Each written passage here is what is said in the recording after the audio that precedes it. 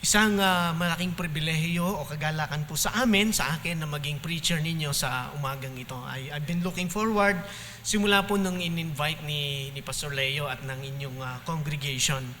And of course, nais ko pong ipatid ang pasasalamat ng school on behalf of CBS. Salamat po sa inyong support, especially po kay Pastor Leo sa aming president.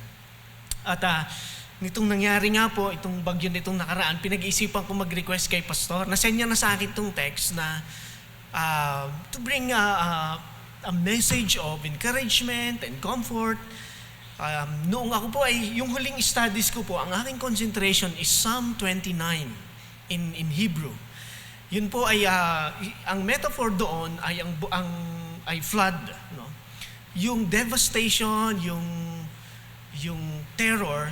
Pero ang difference sa Psalm 29 is it stands for the voice of God, no? Na pag pinag-isipan mong mabuti, the experience can be a sense of comfort and awe and worship and fear, no, sa Psalm 29. Kaya lang siguro yung message po ng encouragement ay mamayang hapon na lang, no? Kasi naka-prepare na rin naman ako ng Ephesians chapter 5. At tingnan po natin itong section na ito. It's a very practical dahil ito po ay part ng closing ng Apostol Pablo dito po sa book of Ephesians o sa epistles ng Ephesians. And to be honest, nung tinitingnan ko muli itong passage na ito, ang dami po niya kasing entries dyan, nandun yung difficulty kung paano i-trace yung thought ng Apostol Pablo. Meron kasi siyang pattern sa mga epistles niya, sa mga sinulat niya. Kapag nagko-close siya, nagdo-draw siya ng application, merong obvious na pattern. Kayang mong mag-layout ng outline, kahit yung simpleng nagbabasa, kaya niyang makita yung flow of thought ng Apostol Pablo. But dito, medyo mahirap. Dahil ang dami niya pong mixtures ng commands, ng motivation, ng warning, at saka ng maliliit na mga malalalim na kaisipan, ng mga theological thoughts. Nagtuturo pa din siya kahit nasa sa closing na siya dyan, no? Especially dito sa text na titingnan natin. In fact, nakuha niya pang mag-insert dyan ng hymn. Yung last verse po, yung verse 14, "Awake, O sleeper," yan po ay part ng kanilang worship o yung tinatawag natin na liturgy. So, tingnan natin yung ilan sa understanding o yung ilan sa mga practical na diniscuss ng Apostol Pablo dito. At kung i-observe nating mabuti, yun yung key, no? Pag nag-aaral tayo ng Bible, kahit sa personal natin, pag medyo mahirap, you try to read again and observe. And then, sa tulong ng banal na Espiritu, sometimes you would see the rich, yung yaman ng salita ng Diyos. And amazingly, naspatan natin dito na despite the excitement of Apostle Paul, kasi sa previous chapter, sabi niya, ito yung buhay natin kay Kristo bago na iyaan. So sobrang excitement niya na mag-draw ng applications. Hindi siya natapos sa chapter 4, sa chapter 5, and sa chapter 6, puro application. Hindi nawala o nawaglit sa kanyang kaisipan yung tinatawag na buhay ng Diyos sa bawat isa. Conscious at preoccupied ang Apostol Pablo sa tinatawag natin na triune God in the believers. Na kahit na praktikal ang pinag-uusapan, pag tiningnan natin ng ating buhay, hindi mo dapat ma-i-deny na nagwo-work, na nasa iyong karanasan, sa iyong kamalayan, ang tinatawag natin na Diyos Ama, Diyos Anak, at Banal na Espiritu. Active ang Trinity sa salvation, and in our transformation, sa bagong buhay, active pa din. May kanya-kanya siyang participation. Hindi natin madidinay yung tinatawag natin na a reality of the Trinity. For example, tayo ay anak ng Diyos, sabi sa verse chapter 5 verse 1, no? Be imitators of God as beloved children. And then in verse 2, we are beloved of Christ. And then sa mga sumusunod na mga verses, may hint ng tinatawag natin na we are led by the Spirit. Sabi niya, be filled with the Spirit, and then nandyan yung fruit of the Spirit. Dalawa sa nabanggit sa Galatians chapter 5 ay nabanggit din dito as fruit of the Spirit or fruit of righteousness. No? So, kumbaga, pwede pala natin itong maunawaan. Natingnan natin papaano operational ang Diyos sa ating buhay. Kahit na sa mga practical na aspeto. Now, tingnan natin yung pagkilos ng Diyos Ama. Let's perceive it kasi ang nagsimula ito sa tinatawag na command, be imitators of God. Maging katulad tayo ng Diyos or tumulad tayo sa Diyos. So, ang ating simpleng tanong ay, paano natin tutularan ng Diyos? We cannot see Him. We only have His words and His characters. Now, kung titingnan natin yung kanyang mga characters, sobrang dami naman yan. So, ano yung tinutukoy dito ng Apostol Pablo? Sa bandang gitna ng chapter 5, binigyan niya ng pansin yung tinatawag na buhay sa liwanag. Children of light. So, I think ang tinutukoy niya ditong tularan natin ng Diyos ay yung sa karakter niya bilang liwanag. God is light. No? So, makakabuo tayo ng emphasis o ng struktura dito. No? Meron diyang outline. Nagsimula sa do not be fellow sharers. No? Hiramin ko na lang siguro nga. No?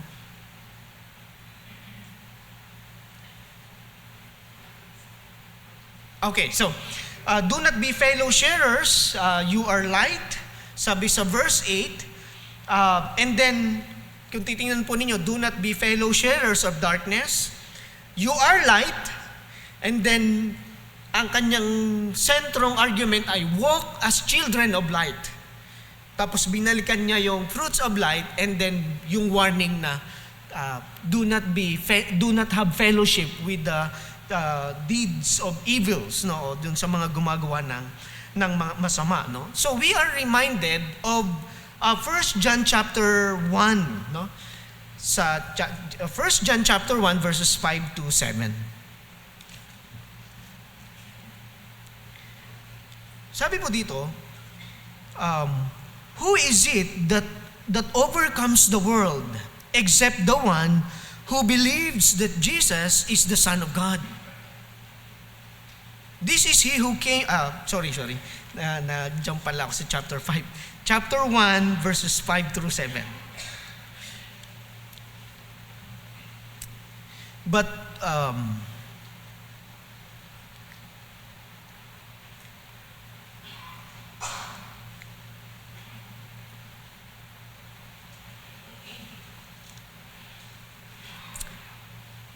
this is the message we have heard from Him and proclaim to you, that God is light, and in Him there is no darkness at all.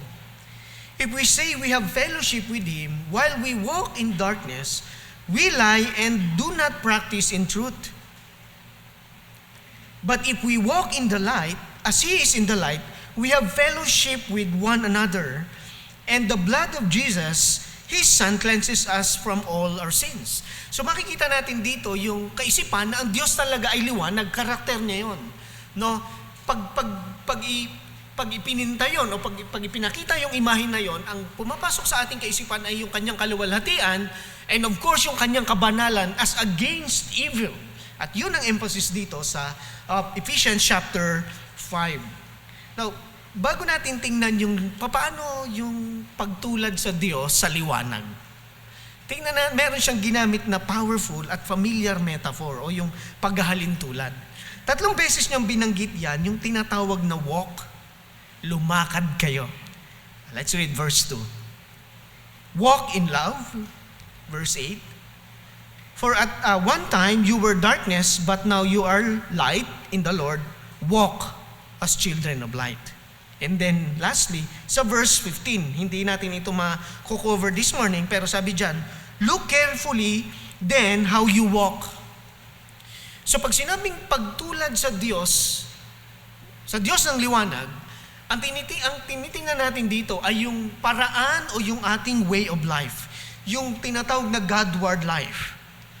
He's calling the attention of His readers na mag-reflect kayo sa inyong buhay. Katulad ng liwanag ng Diyos. Masasalamin ba? Kayo ba ay lumalakad sa tinatawag na liwanag? No? Ito po ay familiar na kasabihan kasi meron din tayo sa Tagalog. No? Takbo ng buhay. Mas mabilis nga lang tayo kasi sila walk. Be careful how you walk sa atin. Tingnan mo nga yung takbo ng buhay mo. No? Ibig sabihin, it talks about the kind of lifestyle. The what, no? Or yung tinatawag na the how the decisions are made sa ating buhay. So ang maliwanag na pinapakita dito, ang kaligtasan natin, of course, is by grace through faith. Meron itong result o meron itong epekto sa ating buhay. At kapag tayo ay namuhay, nagpay careful attention sa ating buhay, hindi tayo gumagawa ng responsibility to pay back.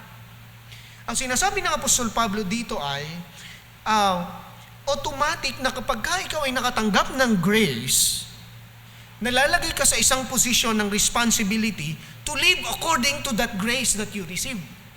To live according to the will of God na nagbigay sa iyo ng liwanag. Not necessarily babayaran mo yung biyaya, kundi yun yung automatic effect o result ng pagtanggap ng liwanag. Yan po ilang beses niyang binanggit din sa kanyang mga sinulat. Halimbawa, earlier chapter 4 verse 1, ang sabi diyan ay chapter 4 verse 1, I therefore, a prisoner for the Lord, urge you to walk in a manner worthy. Lumakad kayo in a manner. Merong expectation ang grace na to pay back. But para makita mong effective, meron siyang quality. Merong manner na ini-expect. No? Another passage is Titus chapter 2, verse 11 and 12.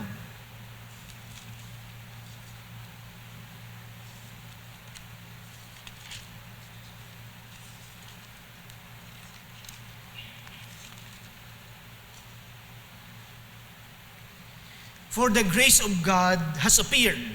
Ang biyaya ng Diyos ay natanggap natin, nandyan, bringing salvation for all people. Pero it does not stop there. Training us, sabi sa verse 12, it trains us to renounce ungodliness and worldly passions and to live self-controlled. Makikita natin, yung grace hindi lamang ito ticket to heaven or to salvation. Meron itong expectation. Meron itong effect sa ating buhay. So sa kabilang banda, pwede pala nating makita, paano mo nasabing nasa iyo talaga ang grace? Hindi lang sa confession, hindi lang sa bugso ng damdamin natin pag nandito tayo sa simbahan o umaawi tayo ng magandang songs. Or kapag nasa mood ka, Christian ka, pag wala, unbeliever ka. Pag nasa daan ka, nagdadrive ka, unbeliever ka, pero pagka nasa church ka, Christian ka, may isang illustration noon, meron daw kandila na hindi nila mabuksan-buksan. Brown out. Buksan mo. Ang sabi ng asawa nung lalaki, ang sabi niya, ay hindi talaga sisindihan kasi church candle yan. So hindi rin sa kandila, parang nakakalungkot naman yun, Christian lang dito. To know that our life is filled with grace.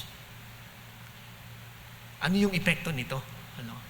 Meron bang liwanag? Meron bang character? Now, tingnan natin yung sinasabi natin na insertion niya dyan ng theology, noong concept. Ang sabi ng Apostol Pablo, tularan ninyo ang Diyos. Anong Diyos? Siya ay liwanag. Kaya pala, sa verse 8 mismo, ang sabi niya ay, you are light. This is interesting, Ako ay nagulat din nung sinabi niya dyan. Sabi ko, medyo mabigat ito. Radical itong sinabi niya. For at one time, you were darkness. But now, you are light. Bakit nakakagulat ito? Kasi ang lingwahe ng Biblia, kayo ay nasa dilim, kayo ay nasa liwanag. You are in the light. You are in darkness. Kumbaga, kayo ay parang naapektuhan, na-impluensyahan, or merong corruption sa inyo, yun yung familiar tayo na image, na picture. Pero dito, dinescribe niya talaga, you are darkness. You are light. Ibang klase, yung jump, kanina, sa ibang passages, you are in darkness, kayo ay nasa dilim. Dito, ang sabi niya, you are darkness. You are light. No? So, ang binibigyan niya ng emphasis dito, gusto niyang ipakita na meron talaga itong epekto sa ating buhay. As God is light, now you are in the light, meron itong epekto. Now, number one na siguro pwede nating sabihin, yung relasyon natin sa liwanag, yung kaisipan na we are enlightened. Tayo ay nasa kadiliman, hindi tayo nag-appreciate ng salita ng Diyos. Pinagtatawanan natin ito, yung simbahan, kinukutya natin. Sinasabi natin hindi ito applicable sa atin because blind tayo sa darkness. We cannot understand. Pero dahil sa liwanag ng Diyos, naunawaan natin, may kaisipan na ganyan sa chapter 1, verse 18. Having the eyes of your heart enlightened. So, yung liwanag, tinulungan niya tayo na makaunawa. Yan. Ganon din sa Acts chapter 26 verse 18. Ang panalangin ay mabuksan ng inyong kaisipan para makita niyo ang kaluwalhatian ng Diyos at ang katotohanan ng Diyos. So, pag sinabi pa lang tayo ay liwanag o nasa liwanag, kaya mong mag-discern ng truth. Now, secondly, sa ibang passages ulit ng scriptures, merong tinatawag na transfer of dimension. Kung kanino ka belong. Ang sabi ng 1 Peter chapter 2 verse 9,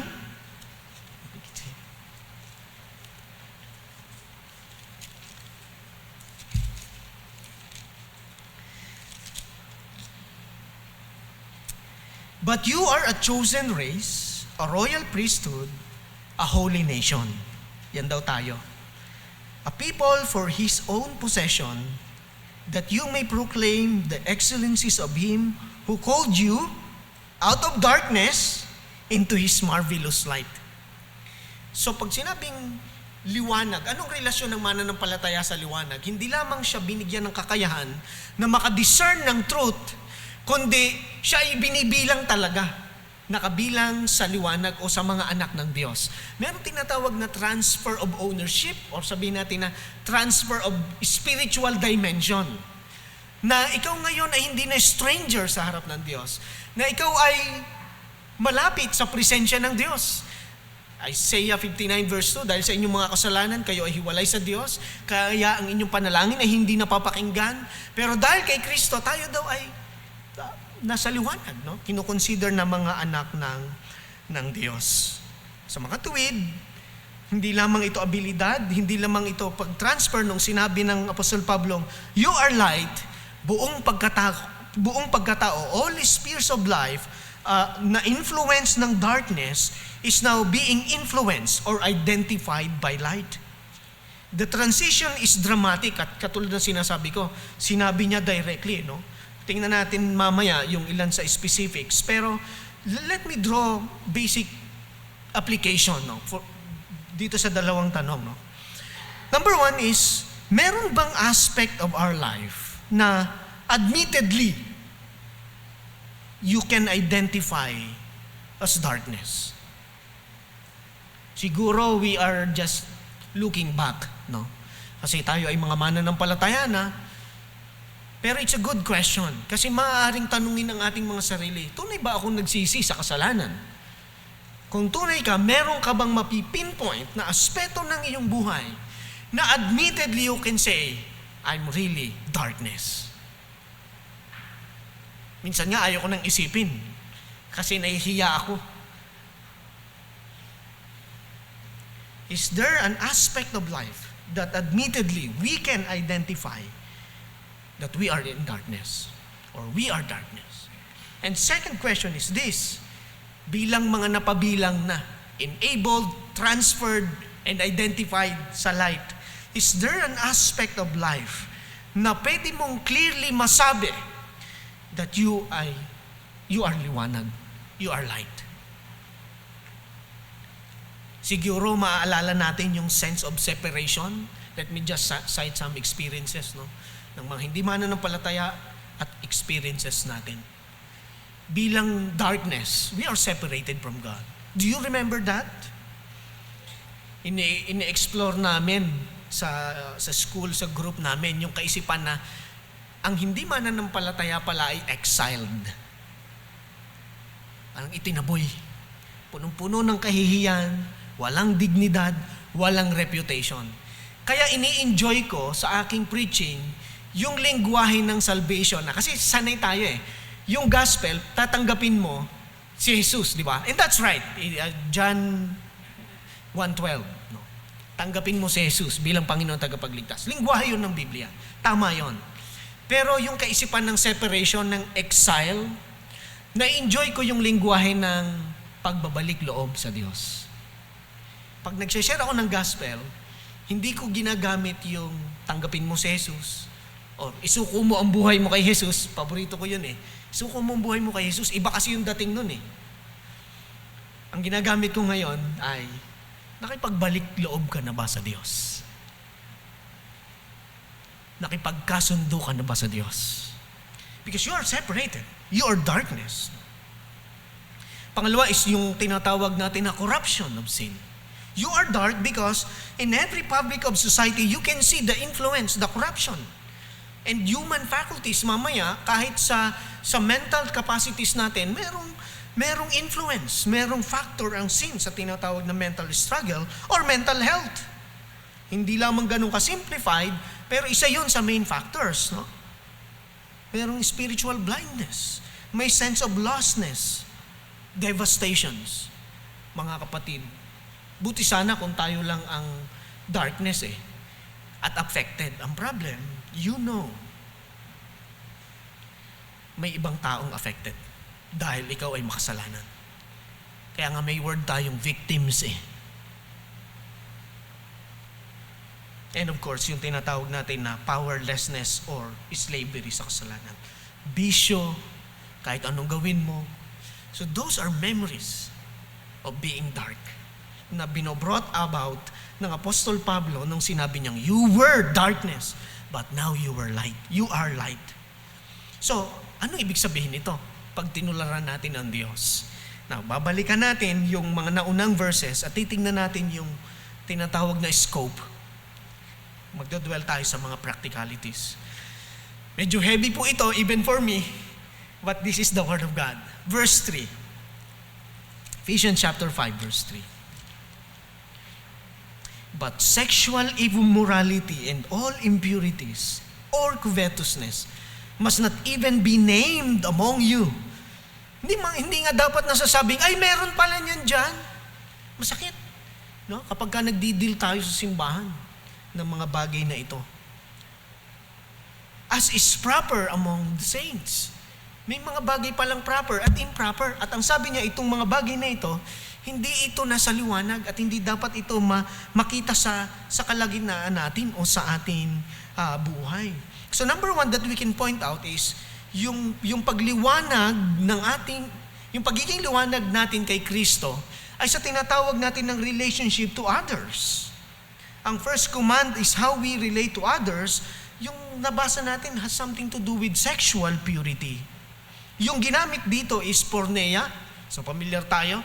Pero ngayon kasi, lalo na dun sa discussion ng divorce ngayon, may mga Christians na they use the word ito para mag-draw ng conclusion to favor divorce.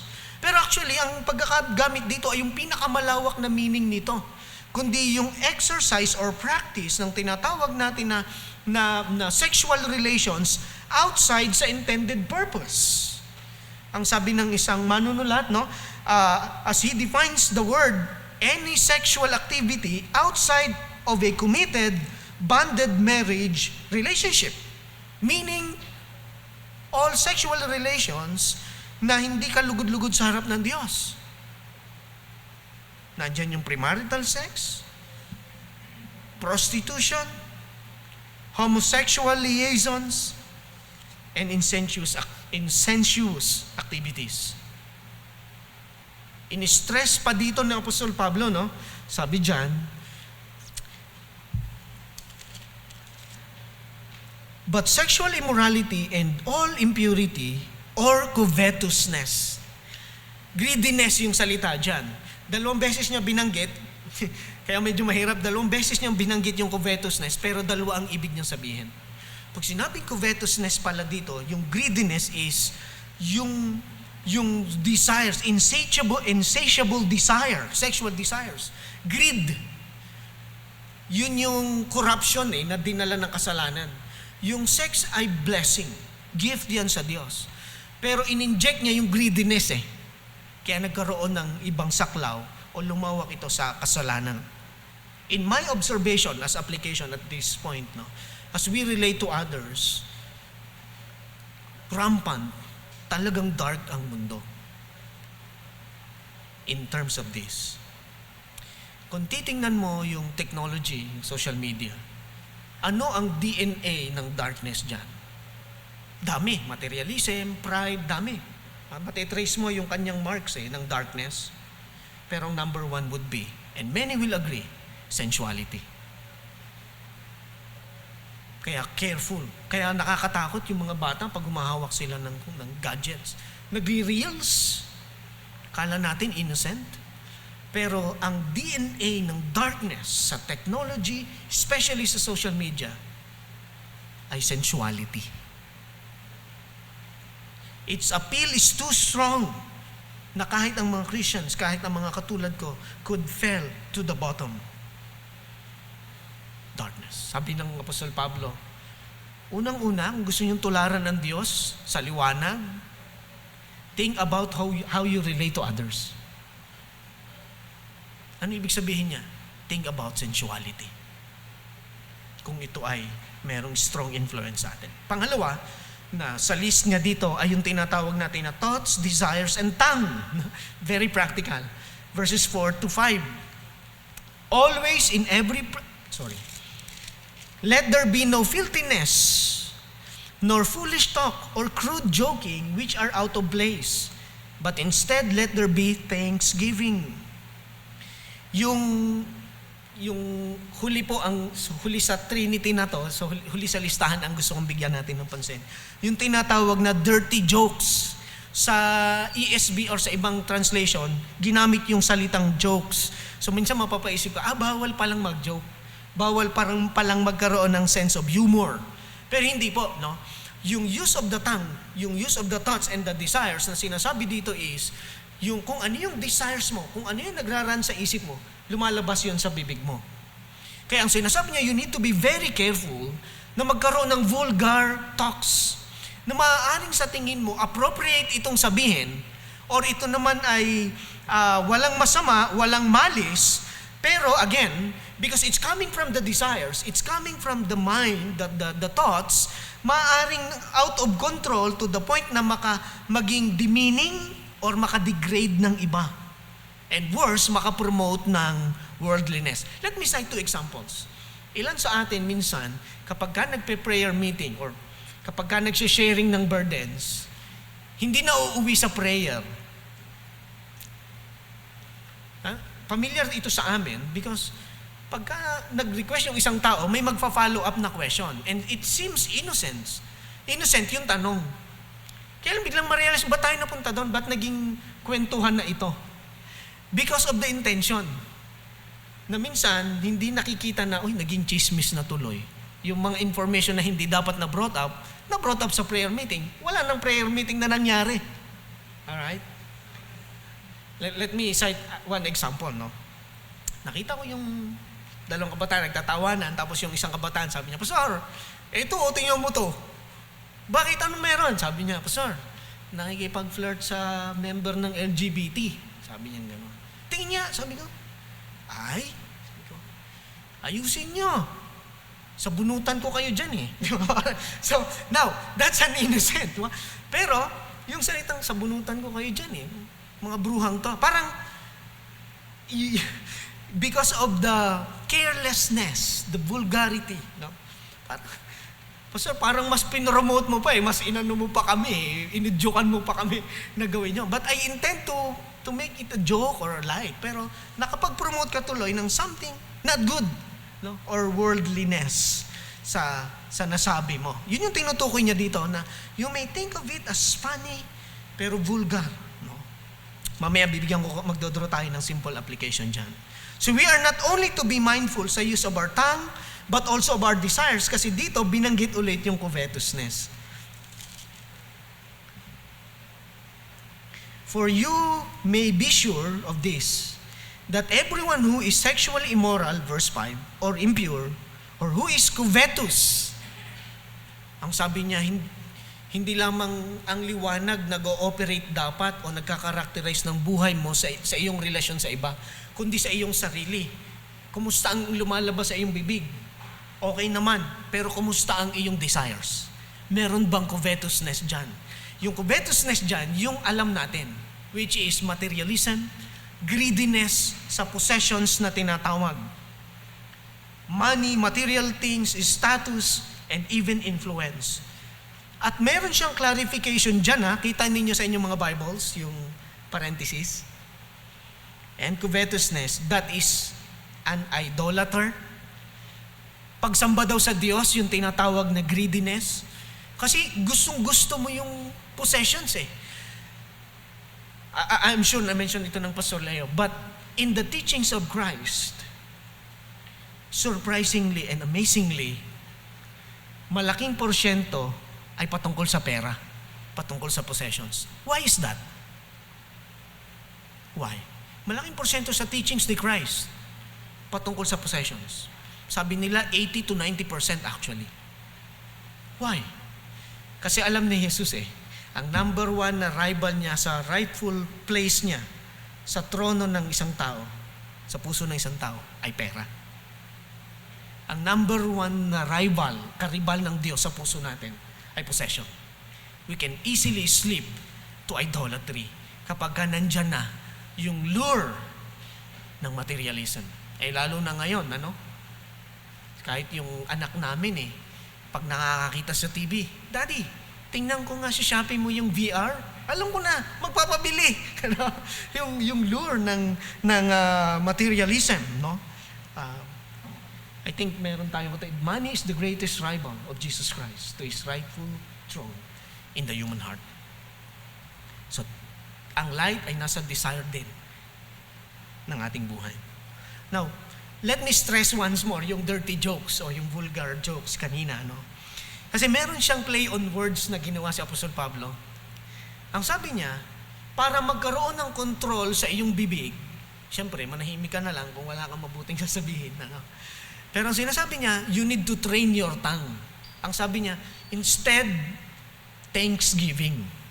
Proactive ang text, Ganon din sa mental struggle May mga times na proactive ang text. Ang sinasabi niya, you can discipline your words. Yung play on words na sinasabi diyan, yung dirty talks ay eutrapeleia. Pwedeng paki-post mo yung Ang sabi niya, but instead thanksgiving, which is Eucharistia, Eutrapeleia, not that, but Eucharistia. Kinakatch niya yung attention ng kanyang reader. That there is a better option para mas magliwanag, para mas lumawak yung scope ng light sa ating tongue. So tact is not just a control of tongue, but the training to speak the things of God, such as thanksgiving, para papurihan siya at para i-encourage ang iba. And lastly, hindi lamang po sa sa ating relationship ang liwanag, hindi lamang sa ating thoughts, desires, and tongue, but also in our relationship with the world. Verses 6 to 14. Binigyan niya ng pansin dyan kung paano tayo makikipag-relasyon, ano ang treatment natin sa mga hindi mananampalataya. Ang sabi sa verse 7, it is right, Verse 6, let no one deceive you with empty words. For because of these things, the wrath of God comes upon the sons of disobedience. Therefore, do not become partners with them. Alam niyo po yung salita ng partners na ginamit dito? Yung fellowship na ginagamit natin. Mag-fellowship tayo. Yan yung sinabi niya rito, huwag kayong makipag-fellowship sa kanila. Yung word na koinonia, For at one time, you were darkness, but now you are light in the Lord. Walk as children of light, For the fruit of light is found in all that is good, right, and true. And try to discern what is pleasing to the Lord. Binalikan na naman niya, verse 11, take no part in the unfruitful works of darkness, but instead expose them. So ano ang relationship natin sa mga hindi mananampalataya or sa influences or powers ng mundong ito? Number one, wala tayong fellowship. Hindi tayo dapat identified sa kanilang acts of evil or acts of sins. Hindi ibig sabihin yung complete separation. Hindi po yung tinutukoy dito. O wala na tayong pakialam sa kanila. Tayo nga ang liwanag na kailangan nila para sila ay magliwanag din eh. Pero sinasabi dito ay hindi ka dapat identified sa kanilang actions. Na magugulat ang mga hindi mananampalataya pag nakita ka sa church. No? Meron bang ganon? No? Dapat nagugulat ang mga mananampalataya pag nakita ka, uy, salamat. Pagpapala ang buhay, pagpapatuloy. Pero pag yung hindi mananampalataya, nakita ka sa church, parang may mali ah. Pag nasa school ka o nasa bahay ka o kaya, hindi ka naman ganyan eh. Di ba? So you are identified in fellowship and joining yung mga hindi mananampalataya. Ibig sabihin, hindi distinct yung iyong buhay. Nasa iyo yung sensual sins, possibly, greed, inappropriate language, and all forms of disobedience. Yun ang nagkakarakterize, kaya nagugulat sila kapag kino-confess mo na ikaw ay mananampalataya or Christians. Have no fellowship. Number 2, expose them. Yan ang sinabi niya sa bandang huli, di ba? Verse 13, but when anything is exposed by the light, it becomes visible. Now, ito napakaganda ng tono ng sinabi dito ng Apostol Pablo. Pag sinabing expose them, hindi po ito yung, so, sinabi ni Pablo, expose daw, sa social media, lahat ng nakita kong kasalanan, babanatan ko. Uy, kasalanan yan. Uy, huwag mo sabihin yan. Nakita ko yung kaibigan ko nag-post ng ganito, alam mo, napansin ko, mali yan eh. Nakita ko yung intention mo. Masyado ka magagalitin, no? Pagpunta mo ng church, mag-aabang ka ng mali para i-expose yung kasalanan ng iba. Yung ba tinutukoy dito? Na, definitely not. Ano po? Kasi po yung tinatawag natin na holier than thou mentality, hindi yon. Na ipo-point out mo yung iba just to put yourself above or in the pedestal. Ang tinutukoy po dito is by being faithful. Yun yung verse 13. By being faithful, actually, you are shining. And in effect, merong epekto yan sa darkness. Hindi po ba na-experience na natin iyan? Na nahihiya yung mga hindi mananampalataya pag nandiyan tayo? Why? Because they know our standards, our principles, our practice, na hindi tayo nakikiisa, we just say no. So in doing so, by being faithful, kami nga hindi na kami ini-invite pag Sunday kasi they know. Sunday is reserved for Christ. In a way, you are influencing darkness. No, we are penetrating darkness by ang application ay just keep on shining. Yan ang ating relasyon. Sa church, meron tinatawag of course na church discipline and restoration. Sabi sa Galatians chapter 6 verse 1. And I think part pa rin ito ng application na ito. No? Malapit na po tayo magtapos. But ang sabi sa let me just read this. No? Very important. Brothers, if anyone is caught in any transgression, you who are spiritual should restore him in spirit of gentleness. Ang sinasabi dyan ay may responsibility ang bawat isa na i-point out yung tinatawag na mali sa bawat isa. May process na tinatawag na church discipline and restoration. Pero ang responsibility din natin is to welcome. Kasi kultura na po yan ng church na huwag nating pakialaman, hayaan natin sila. Pero actually, that's hypocrisy. That's hypocrisy. Yung, huwag na nating sabihin. Tatatakot tayong awayin o mapasama tayo, masira ang relationship. That's hypocrisy. Why? Kasi hindi mo sinabi sa kanya, pero sa iba mo sinabi. Di ba? Pero hindi yan ang tinutukoy dito. Ini-expose ko yung darkness niya kasi sinasabi ko sa iba. That's wrong. That's gossip. Ang sinasabi ditong expose them in darkness is head on, out of love and gentleness, and with intention to restore. Kapatid, I think merong out of place sa nasabi mo, sa nagawa mo, sa naging desisyon mo. It should be welcome. It should be the culture of the church. But in relationship to people na wala sa Panginoon, we just keep on shining. Kung ang logic ng bread is to eat it, no? I am the bread of life, so eat it. Ang logic ng light is to keep it lit, no? To keep on shining.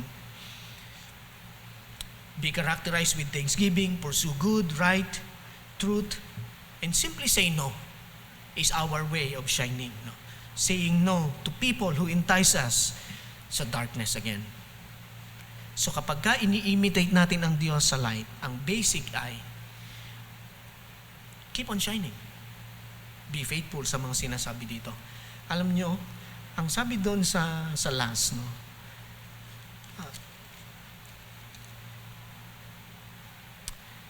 For anything, verse 14, for anything that becomes visible is light.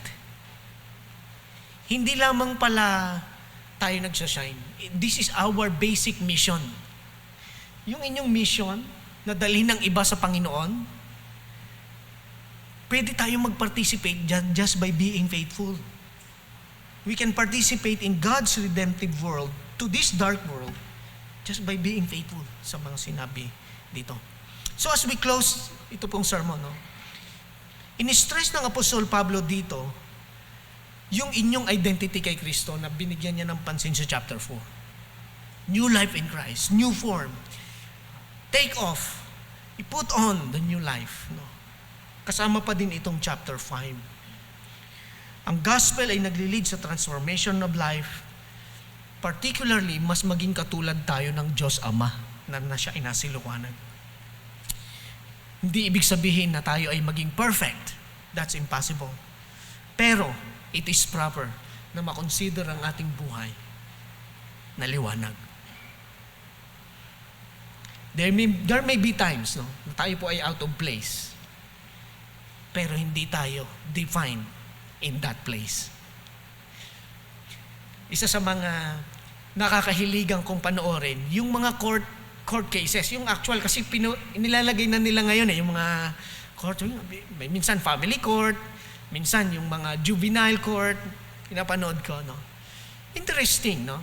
Na kahit yung mga defendant, many times, nag-iiba o factor sa decision ng judge, even the jury, factor sa kanilang decision, syempre doon sa parusa, sa punishment, o sa even the verdict, no? Kung siya pa ay guilty or not, factor yung tinatawag na breaking character. Kahit guilty siya, pero pag may mga nag-testify na hindi siya ganito hindi siya ganyan this instance na nangyari, na nahuli, na nagpabilis ng takbo, na ba't ibang mga cases, ito ay breaking character. Hindi siya ganoon. So the question is this: in those times na tayo ay nag-i-struggle, in those times na mapipinpoint sa ating buhay ang darkness, sins, na mga nabanggit dito kanina, breaking character po ba yon? O yun talaga tayo sa harap ng Diyos? Let me leave that question to you. Tayo po ay manalangin. Salamat, Panginoong Diyos. Salamat, Panginoong Banal na Espiritu, for being our teacher this morning. Thank you po sa appreciation ng inyong salita, sa pag-unawa nito, sa pag-direct ng aming emotions, ng aming pangunawa. Nawa ito po ay patuloy na magdulot ng pagkatakot sa inyo, ng kalakasan, na sa kabila ng aming mga pinagdaraanan, we are saved by grace and we are living by grace. And therefore, Panginoon, meron kang ini-expect na high standards of light sa amin pong buhay. Kayo po ang magpala sa amin at mag-cause ng mga seeds of your word na mag-flourish sa aming buhay. Upang sa gayon, as we go to our homes, kapag kami po ay mag-isa lamang sa inyong harapan, kapag kami po ay nakikipagrelasyon sa aming mga asawa, mga anak, mga kaibigan, katrabaho, kaklase, Panginoon, we would be imitators of you, and we would be considered by you as light of this world. In Jesus' name, amen.